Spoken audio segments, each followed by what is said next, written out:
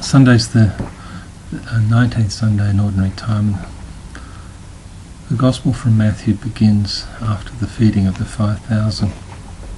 And immediately Jesus told the disciples to get into the boat and to go across to the other side, while he himself dismissed the crowd. And after he had dismissed the crowd, he went up the mountain by himself to pray. And when evening came, he was there alone. The boat was being buffeted by the winds and still far from the land, because the winds were against it. Early in the morning, Jesus came walking towards them on the sea.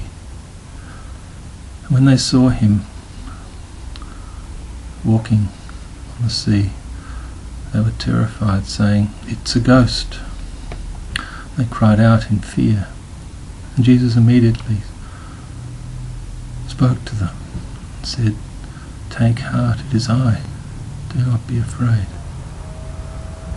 And Peter said, "Lord, if it is you, tell me to come to you walking on the water." And Jesus said to come. As Peter got out of the boat and began walking on the water, and when he noticed how strong the wind was, he was frightened, and beginning to sink, he cried out, "Lord, save me."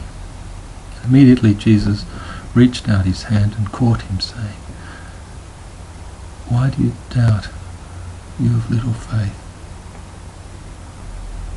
And when they got into the boat, the wind ceased, and those in the boat worshipped him, saying, "You are truly the Son of God." I just wanted to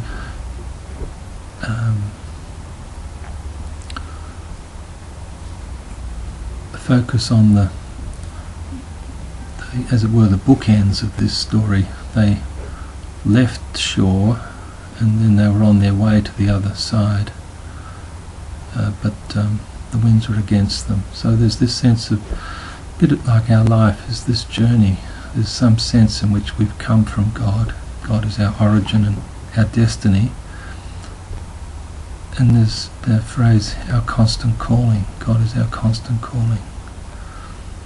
But we're in this place of where there is a between times, and the strength of the wind. This weekend we remember 1945, the bomb was dropped on Hiroshima, and 3 days later on Nagasaki. I mean, that's just one image of the violent forces that are unleashed in our world, and not just externally like that, but they came from within. There's like an engine room. Sometimes you think of our economy and the way we're destroying in some ways our world, and this kind of mindless forces that are unleashed. And but the image, the story is saying, and we cry out in fear, "Lord, save me," terrified, terror. And there's just that